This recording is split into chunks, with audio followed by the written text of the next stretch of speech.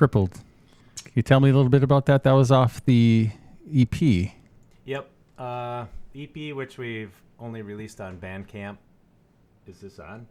Get closer. Oh, hello. Okay. Feel like this far away. The songs on that EP were kind of an experiment. We went up to Honeytone Studios up from Oshkosh, which is in Neenah. Worked with Patrick and Marty there, and we had a few different people in the band. Bill was in the band, who's not here, but he was playing bass for that, and then Jeremy Helbling. And we hadn't gone in the studio much, so I wanted to, and I usually was doing the recording myself, wanted to go in the studio so that I could just focus on playing and not have to worry about all the technology and all the creative stuff you could do with that. But when we went there, they have every gadget you can think of. And so, I don't know, it seemed like we were trying to cram a lot into a weekend, and I feel like the performance on these didn't quite come out the way we wanted to. But Patrick and Marty did a great job recording us. So we're going to redo some of these songs. So anyways, back to what you asked about was the song Crippled. I don't know, there's not much to say about it. Lyrically, it's basically coping with depression, I guess. But I'm not going to reveal too much. I'll let you make up your own story on that. Let's talk about how Spy vs. Spy came into being, because we were talking before the show. Eric and Dean, you guys have been in bands together for quite a while.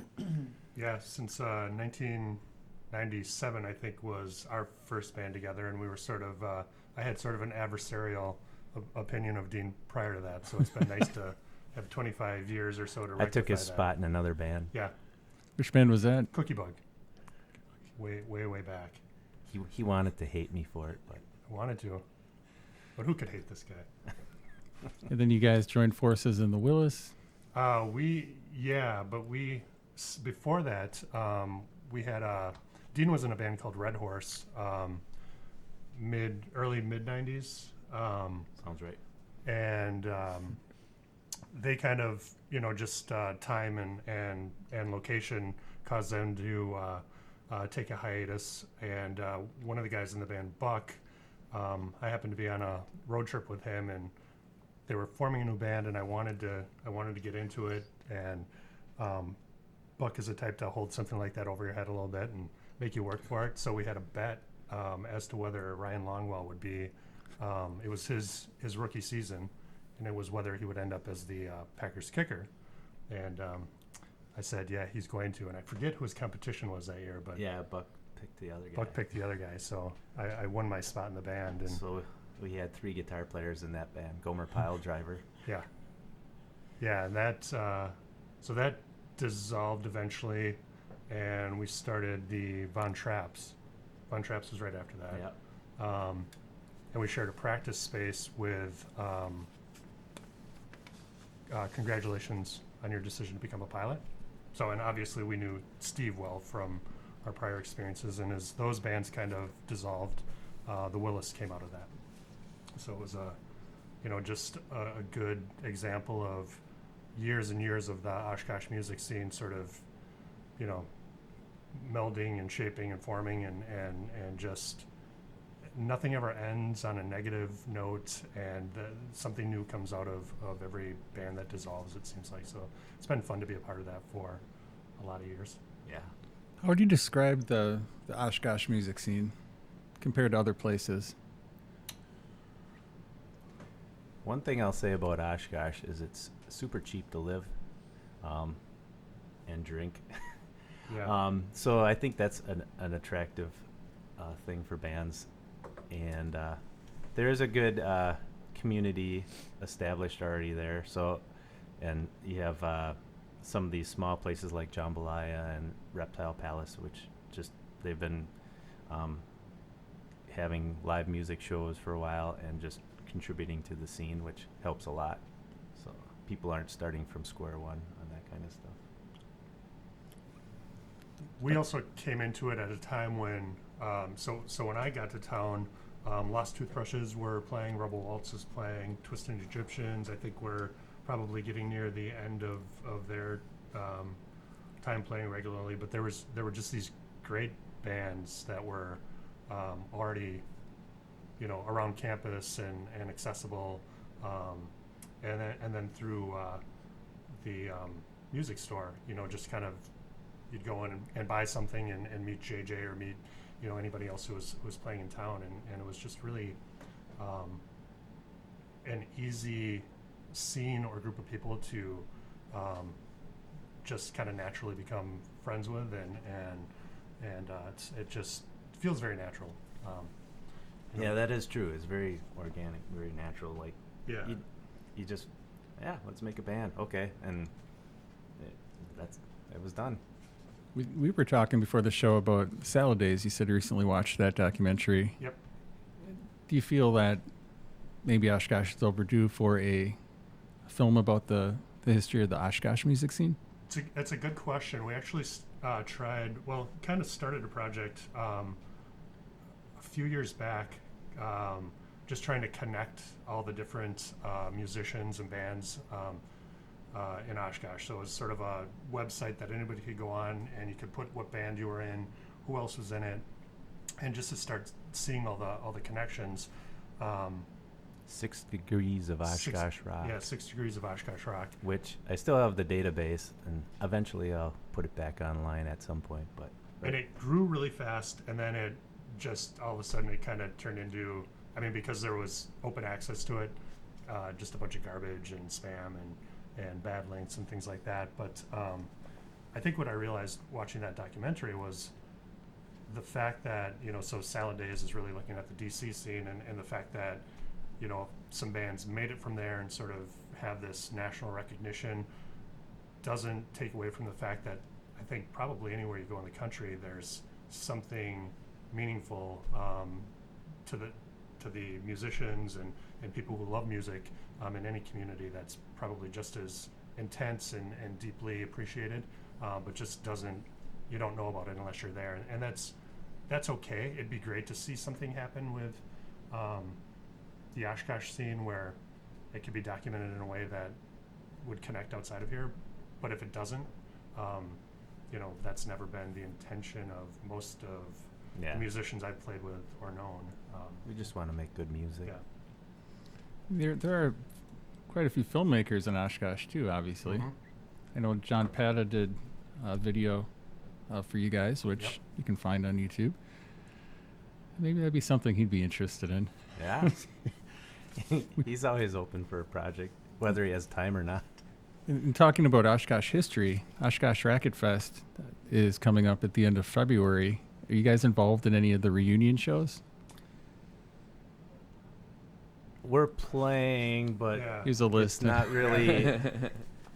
I played in the Wisconsin Magic briefly, which is one of Jay's bands. Yeah.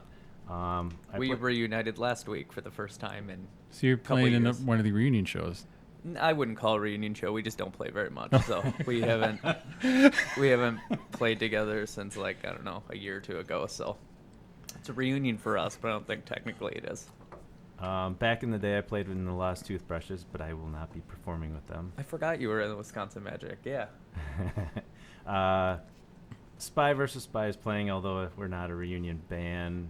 Although we may pull some old songs out. You'll have to come and find out. And then I'm in Redshift Headlights, which is not really a reunion, No. but we know Justin really well, and Justin's in that band, so that's how we get on that. Well, and Justin really was pushing for a Willis reunion. Oh, And, yes, he was. It's not happening, and it's not at all because we don't all, I think it just doesn't logistically work out.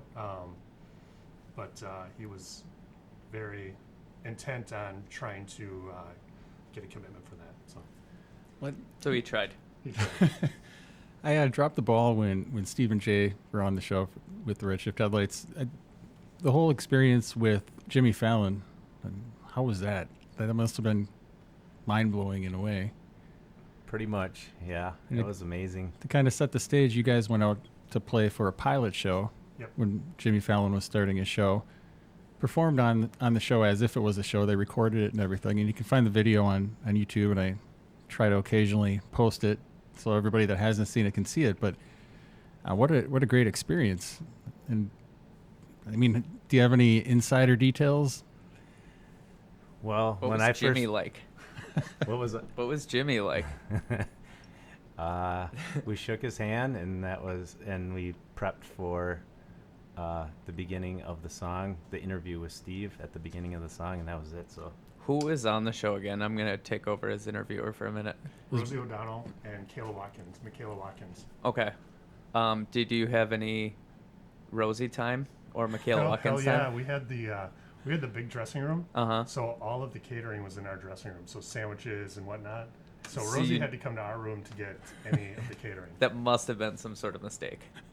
I Or can't you imagine were. that it was. I I mean, think you were in the catering I think room. they were I still think that figuring. That might have been it. They you were didn't have a still dressing room, figuring so. things out for the show. I think, yeah, things were pretty scattered, and they were quite unorganized Yeah. yet at that I think point. I think Eric Van Thiel peed next to Lorne Michaels.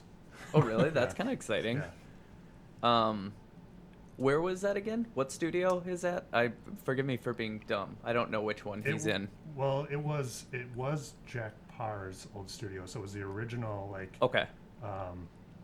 the original, late night Sure. studio. Okay. From way back. Did they pay to fly you out there, or did you have to pay your own flights? We got a stipend from. Well, actually, we had to join the musicians yeah. union out there. So, which was kind of cool because they asked us what equipment we wanted. We gave them a list. We showed up, and there's guys there that moved it for you because they're all union. And so we're like, yeah, I want my amp over there, and they just put it there. Done. So basically, by joining the union, we got union scale, and that paid for our flight and hotel. So it was a free trip, more or less. I think probably my biggest takeaway from it was we were able to just enjoy the moment. So it was a pilot. It was sort of a ironic fluke that we were playing it. I mean, we had a connection through a mutual friend, and the song itself was sort of in jest on sort of through our friend Salty, like getting to Jimmy Fallon at the time to get on Saturday Night Live, and that it actually materialized, and the trip was great. But I don't think we really had any airs about who we were, what we were doing, and I think they were surprised that we didn't come with makeup people, and we had to answer the question like, how many and what type of cars do we want to have pick us up at the airport? It's like, we don't really Just a care. bunch I of mean, Wisconsin kids. maybe a Impala, I don't know. and just to really, I remember after we were done with the show, so when you get there, you're assigned an intern and a page, and they're basically there to do your bidding. So I think their expectation is, okay, we have a rock band, we're gonna have to cater to their whims, and eventually we're like, I guess maybe we could have a 6-pack or something. So they went out and got some beer, and we didn't we were pretty nervous, so we didn't want to drink it before we played. But afterwards, when we were done and just sitting in the dressing room, and sort of the group of us going, oh, that was pretty cool, and we're here in Rockefeller Center and a space that the average person doesn't get to go to, and we just finished that 6-pack and just sort of just basked in the experience for a little bit, and it was really just neat, and we enjoyed it as kind of naive and innocent as it was, and knowing this wasn't sort of like our next step to something big, but a moment in time that we really had to just appreciate, and it was great. That's very cool. Let's talk about the movie you guys did, the closing song for, Gags. Gags the Clown, yes. So John Pata, who you mentioned earlier, was working on this movie with Adam. I forget his last Krause. name. Yeah, Krause. And they wanted a song. I forget which. It was by Gary Lewis and the Playboys, and it's Everybody Loves a Clown. And they wanted they wanted to actually use that song, I believe, but they couldn't get the rights for it. So they just put out a message to all their friends, hey, we're looking for a song. And some people were interested, but we stepped up to the plate and gave it a shot, and they gave them a couple ideas. They liked one of them. We ended up pretty much doing it all ourselves. We wrote the song, recorded it, did all the parts. Between Jay, Eric, and I, we did all the parts. And then sent it out, and they ended up using it and really liking it. So we use it. They used it for the closing credits of the movie Gags the Clown, which is available on Amazon Prime. And I think it's on Blu-ray and stuff now too. yeah, and they have a special edition Blu-ray now, and they also used it in the trailer for it. So it's kind of cool. Any plans to release that on a future Spy vs. Spy album? It's up on Bandcamp, but we haven't really decided. We were thinking about doing maybe a special edition, like 7-inch LP or something, but we'll see. EP, I guess you'd call it. Yeah. So, well, we'll see.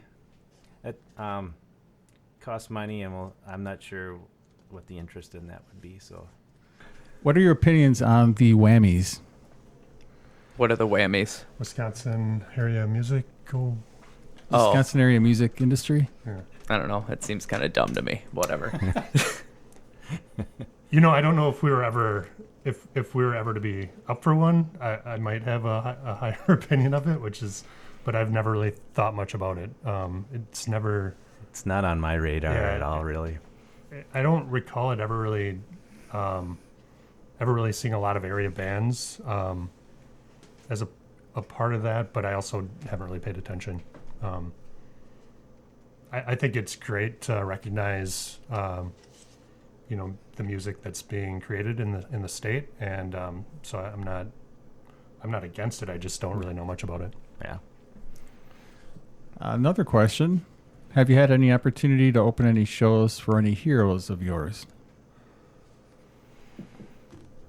Yeah. So we the band that we're in just prior to Spy vs. Spy was Southside Stranglers, and we played with Super Suckers and Eddie Spaghetti, and I'm a huge Super Suckers fan. Dean is a huge Super Suckers fan, so and we knew that they frequently came through town. We've seen them a few times, so that was sort of like a when we got the show with them, I really reached out and said, we'd love to open up for the Super Suckers, and Time Bomb Tom from Green Bay sort of gave us the opportunity, and that was one where we got to open up for heroes. I can't think of. I was in a bad band in high school, and we got to open up for the Doobie Brothers' sons, Michael McDonald, at Waterfest. So top that one. Does Buck know about that? No, I should tell him. Yeah. Well, Red Horse and who am I looking for? Babblefish, which is one of the reunion bands, opened up for at UW Oshkosh. Opened up for the name escapes me. Good thing now. you started that sentence. We can cut this part out. Well, I can't come remember. to you later. Text didn't in you if you open know. up for Chuck D? That was a spoken thing. Yeah. But we did open. Yeah, Lost Toothbrush. I mean, that's opened up pretty for cool. Chuck D. Why were you doing spoken word shows? No. Oh, okay. He was doing Gotcha. a presentation at LB Hall on UW Oshkosh, and we did like an acoustic version of our songs. That must have been beforehand. very confusing for everybody there. Yeah. Think about that. No, I am thinking about it. Got a two-part. Widespread panic. That's the. That's the also I remember weird. that show. They played at UW Oshkosh, and we opened up for them. That's pretty cool too. We had a two-part question in here. Does one person write most of the music, or do you write them together? Can you explain your songwriting process, and what are some unique talents that each of you have? Okay. Yeah, I'll start. I do most of the writing. I usually come up with the chord progression on guitar with a vocal melody over it. I usually don't have words, but kind of fit words in that sort of, have the right rhythm and accents and stuff. And I usually do have in the back of my mind, like what kind of a drum beat would go underneath it. I'm not a very good drummer, but I I usually can relay what I want to Jay, and he does it perfectly. So, and then present it to the band, and usually they just fill in their parts, and I honestly don't have to tweak much at all. We've been playing together for so long that we kind of know what we're expecting out of each other, and it works out pretty good. I don't know if you have anything to add. No, it's just kind of, collaborative. We can all play all each other's instruments, so it's kind of one of those things where if I have an idea or Eric has an idea or Bill or any, it's just kind of easy to, like I said, we're all comfortable with each other, like playing and stuff like that, so. Clown in Town was a little bit different, which was actually awesome, where we pretty much collaborated on all the music. I think Eric actually came in with the initial idea, and then we built off of that, and then Adam from Gags, the movie, gave us some lyrics to work with, and we kind of molded that and into what we used for the song. So I think as we go forward, we do have probably hours and hours of material that we've just captured in jam sessions, in between practicing songs and previous bands that Dean was talking about recently, going back and listening to some stuff. And there's probably some ideas that might be more. Oh, there's some gems in there. Yeah. But it's just taking the time to sort of curate all that material and come up with the gems. But as it stands, it's really Dean is definitely the primary songwriter, and that works very well. Special talents? I don't know. I think that was a good enough answer for that question. I like the sound of Spy vs. Spy.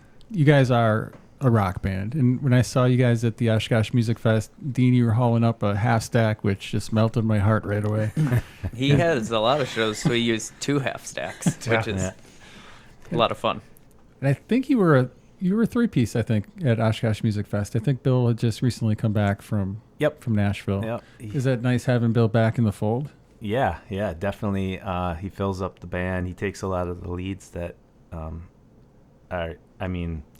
I'd like to do more of the chords and just keep the big wall of sound, and then he can do his magic on top of that. I think it adds a ton to the whole mix of the song. For your shows, like when you're playing live shows, do you feel like the music to me is just, it's energetic music, and I can tell that you guys have been doing it a while too, because it sounds really good, and when you're listening to the songs, you can hear the play on the 2 guitars. You got a lot of phasing, I guess. Mm-hmm. What were your influences? What built your inspiration as far as how you're approaching writing your songs? Boy, there's definitely music that's influenced me over the years, all different kinds. Like I've took piano lessons as a kid. I played organ in church, sung in the choir in college, and just have listened to the whole gamut of different types of music. And then I know I want to write something usually that's a little bit harder because I just like that more. But I just kind of go with my gut, and whatever comes out, comes out.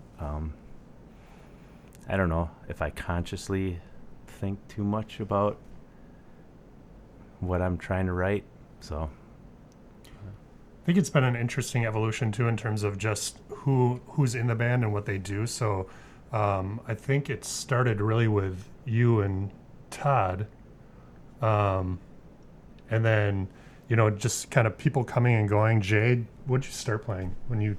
I don't remember. It was bass or guitar or one of them. I think I've played every instrument in the group for some time at some point. I started with bass and then went to guitar, then went to baritone guitar and back to bass. And, there's been just, Jeremy Helbling was really a core member for a good couple of years as well. Nate Frank and Matt Freeway. Yeah, Nate played drums. He played bass. He played every instrument too, I think, for a little bit. And then, Matt played bass for a while. So it's more kind of just like a studio band for a good amount of the time too. And I know I don't want to speak for Dean, but a lot of it was just kind of to have some time to rehearse and record some songs and stuff like that. You know, I don't know how much crazy focus there is on like live shows or doing like a bunch of that. It's more to just like give us an outlet to test all the gear that we spend lots of money on all the time. Is that fairly accurate? We're, Yeah. we're getting a call, you guys. Oh boy. Actual no. call. Wow. Somebody we know. Hi, Mom. You're on the air with Spy vs. Spy. What's your question? Two-parter again. Number one, does Andy make coffee for you guys for coming in this early? He has offered it. We came prepared, but I'm about ready to go upstairs and get another cup. Serious question, and I'll hang up so I can avoid the awkward into the question moment.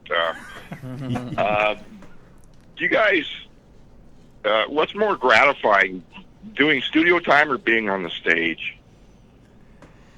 I think for the most part, it's being in the studio and listening to everything just come together and then messing around with it and see if we can even make it better. I do like playing live, though. I just staying out late till bar time is hard on the Constitution. Yeah, playing live at 8 o'clock is awesome. Playing live at midnight, not so much. Yeah, I'm the same. The studio stuff, I don't like playing ever very much. So being able to just kind of hang out, it's not like we have to like go and pay to like go book studio time. We have a space. There's heat. It's nice. All that stuff. Pinball. Yeah, there's pinball.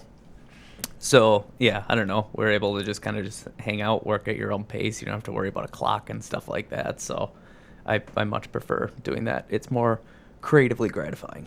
Yeah. Well, what are some of the bad like situations for a live show? Like, what are some bad things that, in your opinion, that I can go through a lot of them. When there's weather is always an issue in Wisconsin.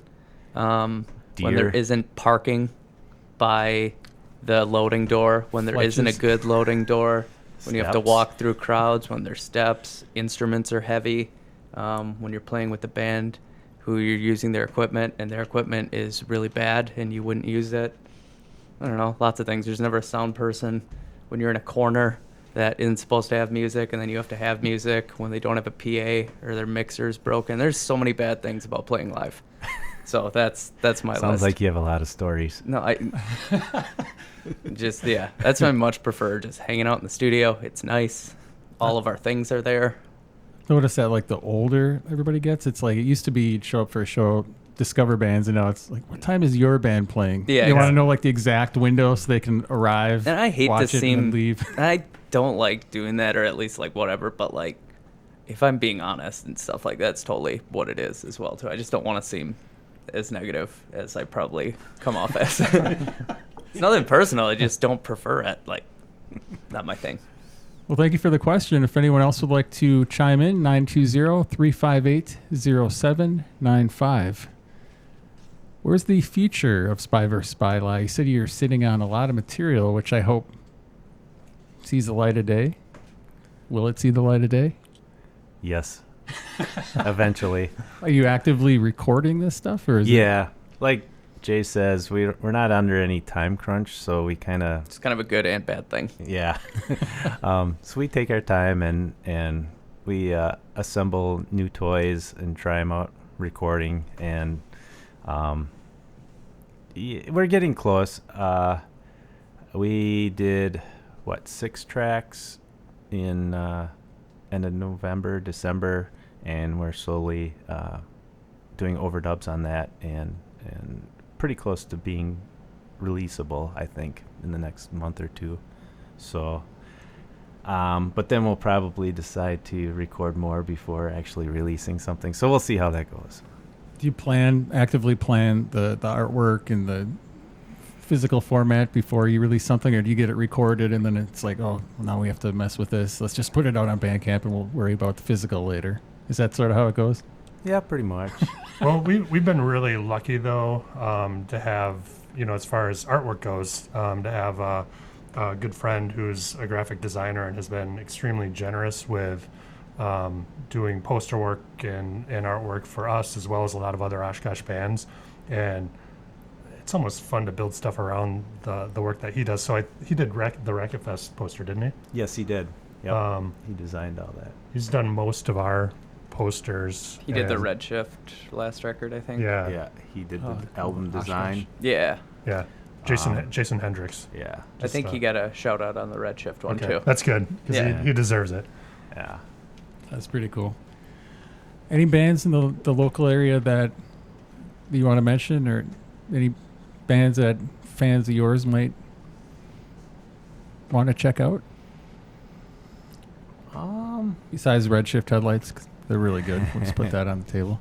Well, Dean's you just recorded last weekend with the Lemurs. The Lemurs, yes, a punk rock band out of Oshkosh. They're a little more active as far as putting out stuff, so I'm sure they'll have a CD out, hopefully by summer. That's 16 songs. 16 songs. They didn't tell us how many songs they were doing until we got through about like 7 or 8 of them, and then they just kept doing more and more. That was impressive, though. Are they 16 long songs, 9 minutes. No, I think there's it's like a 8-minute record or whatever. No, I think a handful of them push like 3 minutes, but for the most part, they're like 1.5 minutes, 2 minutes long. So they recorded that at the salon. Yeah. Are you taking in a lot of bands there, or how do you? No, I mean, they actually rehearsed there, so it was super easy. They had all their equipment there, and we just set up and went for it. We only have 3 or 4 bands rehearsing there, and so usually recording is just kind of a favor. I'm not really in it for the business part of it. Have you been there? I have not, but I know that in the Shut-Ins video that was recorded in the salon, right? Rewind. Rewind. Yeah. They kind of rewind. Yes. Oh, yeah. We put up a drape, and then John created the floor to look like The Red Room in Twin Peaks. Twin Peaks. Or But yeah, you the can Black Lodge. you can catch glimpses of the wood grain Yeah. on the walls and stuff like that. I Yeah. think when Redshift was on, we talked a little bit about the salon as well, and It's a cool place. Yeah, it's a nice vibe. so Steve's building a new studio. How's that going to affect the salon studio? War. Yeah. No, it's great because then we don't have to have all of Steve's stuff in the salon. He can keep all his stuff at his house. Yeah, it's close to being done. We've actually Redshift Headlights has rehearsed there a couple times now. It's been working out really nice. So he's got a vision and he's fulfilling it, and it's awesome. So If you're a band that wants a project, talk to Steve. yes. He likes to get in over his head on things. Steve, if you're listening, you can still call in with a question or comment. No comments, only questions. But going back to local bands, like pretty much any of these bands for Racket Fest are awesome bands. I like going out and seeing Horace Green, and we played with Cave Paintings. They were awesome. Crickets, great band. Present Age, I like seeing those guys. They're awesome. So You guys all born and raised in Oshkosh? Beloit for me. Beloit? Shawano. That was Oshkosh area, yeah. Jay's the OG. Yep, I guess so. I'm the youngest one, though. So you guys all play multiple instruments. Jay, you mentioned you played like everything in the band, pretty much moved around. Do you ever find yourselves getting in battles over? Dean, you said you can show Jay apart. Jay, do you ever? I'm going to try to get you guys to say something controversial. Good. Jay, do you ever just get mad and want Dean to keep his ideas to himself? You're the drummer, right? Yeah. This would be a weird time to just like turn on you. I'm gonna move back. Yeah.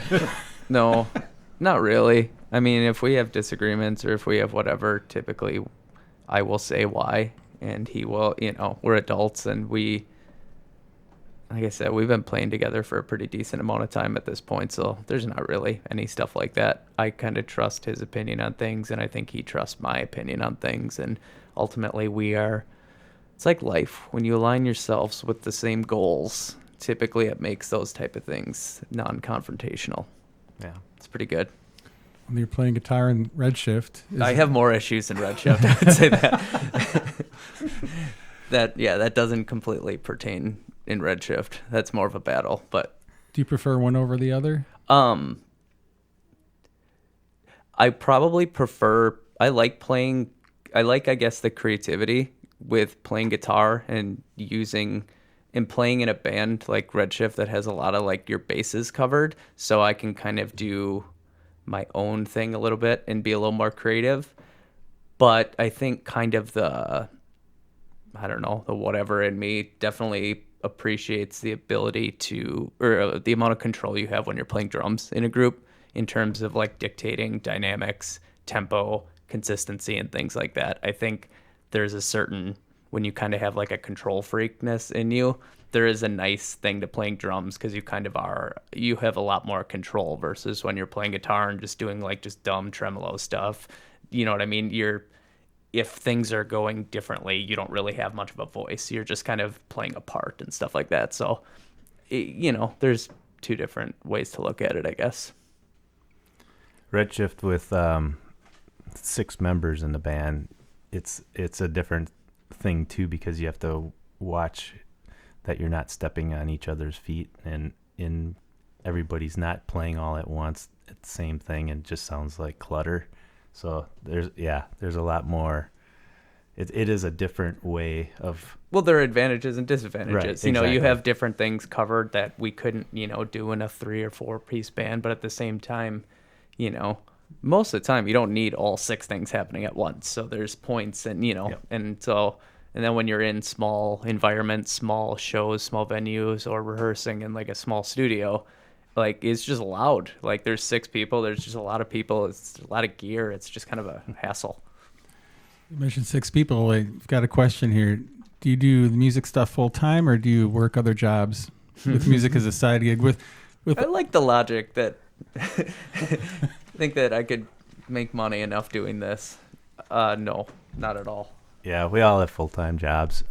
Music's a hobby, which has its advantages and disadvantages too. I mean, I would love to spend more time on music, but it doesn't pay the bills, at least at this point. So it's I just read the BC Boys book, and I know I started it. Dean's started it as well, and it's really it's sort of envy and fascination to like kind of read about these bands that when they were 18, 19 were able to just dive in, like fully wholeheartedly dive into committing their lives to music and spending every day just doing that, and what that can result in.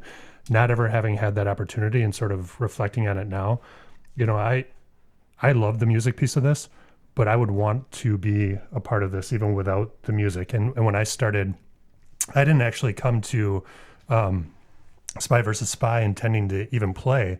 When I first came to practice, I brought video cameras, and I was just going to try to, find a way to document and sort of, talking about the story that can be told about Oshkosh music and the people. It's just enough to be a part of having this as an outlet, because most of life is spent with family and work and these other things that are great responsibilities. They're the foundation of kind of the daily existence, and this is like a beautiful extra thing that even if I weren't playing, I'd want to be just present in it in some way. So no, it's never been sustaining the income unless we could live on PBR and PBR. But it's been great. Does Spy vs. Spy have an official beer? We have an official beer refrigerator, and it's the house's responsibility to stock that refrigerator. And there's always the offer of multiple types of beer, which is appreciated. Cheap domestics. Cheap domestics. Do you guys have a pre-show ritual? Anything you do before the show? No, not really. No. Nah. Load up, make sure you're in tune. Sound check. What's the biggest surprise that has come up during a live show, like with anything malfunctioning? In life, I've had an amp blow during the middle of a show, and that was probably one of my favorite shows I've ever played. Like mid '90s, Beloit College, a hardcore band, and I was sort of in it as an extra, just because I happened to be in town. And when my amp blew, and I could do anything with the guitar that I wanted to, and it didn't matter. And being able to just play it behind my head and pass it around the crowd, it was so liberating. And that was probably, I mean, I didn't have an amp then for probably a year, but it was a great show. Yeah, I don't have anything too unusual. Broken strings, pedal goes out, that kind of stuff. Just the normal frustration. Yeah, I'm the same. I've been fortunate, I guess. That said, the best one I ever heard was so when the Reptile Palace, Stu and those guys were doing their release show. Oh yeah. And the building next door burned down. Like Started on fire. Yeah, I think that was the best. Having like police like run in and say, "You guys gotta get the fuck out of here," and not sure why. And yeah. Wanted to talk about some of the different music festivals in the area. We talked about Water City Racket Fest. There's also Oshkosh, the Oshkosh Music Fest, which is that what you call it? Oshkosh Music? Oshkosh Main Street Music Fest. Yep. That's where I saw you guys last year. Yep, we played that one. That one's in summer, usually the same weekend as EAA. Jay's the only one here that's played Waterfest. Yep. I don't see that happening again, though. I feel like that was a one-time thing. Actually, I played there twice. I opened for the Tubes once, too, which was way different. We should have a lot more credibility than we do just having you in the band. I don't think that's accurate. Mala Music, Spy vs. Spy. Tried to play Mala Music yet? No, we always keep missing the deadline for sending in the application, so I don't know if that's ever going to happen. So is that ultimately on your shoulders, Dean? Are you the guy that has to sign up for all this stuff? Eric and I pester each other about doing it, and then neither one of us does it. We're full of ideas. That is totally true. Ideas and artificial deadlines. Yep. Yes. Yep. Hypothetical artificial deadlines. When is the artificial deadline for the next album? I don't know. Should I don't we know make if you one? have to do an album anymore. Or you know an what I mean? EP Like, or yeah, that's singles the or thing. whatever. Next release? I don't know. Like I think Dean said, I think we might have a couple like songs done by the time we do that Racket Fest thing or whatever. Yeah, it'd be nice to have some online. But So you might drip a couple songs out before then? yeah, slowly just kind of toss. I don't know when they're done. You know what I mean? It's kind of one of those things. It's not like you don't really have to like sit and wait to. We don't have a recording contract. So Yeah, and it's not like, I mean, so I'll be real. It's not like millions of people are buying these, or even hundreds of people are buying these. So it's like you put Or even out a couple tens of songs. people. That's what I mean. So it like ultimately like the idea of like we can't release this until we get 10 songs. I mean, that's stupid. It doesn't really. You don't really have to do that anymore. Whether or not to press something or do whatever, I think that's secondary at this point. We've talked about being more intentional about sort of, like doing a song and a video to sort of build some momentum around maybe a more, just a more complex project minded approach to putting songs out.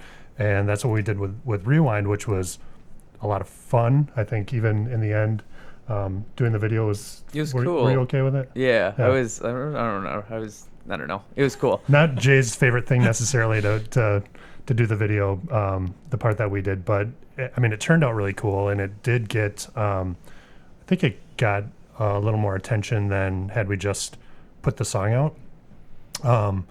And it's again just kind of taking the ideas that we have about doing a video or another sort of side to the song that we can put out and following through on it, which sometimes it's just fun to talk about stuff. Yeah, it's cool to hang out with John and work with him on different that's stuff great. or whatever. So, I don't know. These are all, we know so many like cool and talented and interesting people, and they're always down with doing stuff. So, might as well. You guys aren't on Spotify. You are on Bandcamp, right? Correct. What's your opinion on Spotify? I don't know. It's probably fine. I don't really use it. Well, from a musician's point of view, I mean, I think it's probably a necessary evil. I don't think musicians get their fair share out of it, but they get the quote unquote exposure of being somewhere that anybody can get to. So, yeah, that's a tough one. There are things called necessary evils, and unfortunately, that's what it is. So Yeah. I don't know. You can be all high and mighty and not do that, and you can have nobody listen to your music. Then, I mean, I like to ask this question: any possibility of a vinyl release of any type? I know that's you get it pricey in that.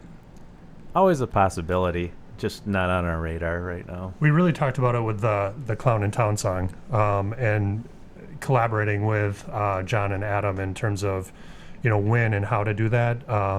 art stuff and Yeah. some of their And it just, the idea, I would say, I don't think it's not a possibility anymore, but it's just sort of, not a priority. yeah, not a priority. How do you describe Spy vs. Spy in your own words? Pretty sexy. I mean, visually. A bowling night for a bunch of guys that have nothing better to do. That's pretty good. Yeah. Well, I wanted to thank you guys for getting up early and doing the show. Looking really forward to the next album, sincerely. I really do like Spy vs. Spy, one of the great bands in the area, and I feel that this is going to be the year. We were just saying that. Yeah. 2020. Year for something. Yeah. We're really Thanks for doing having it. us.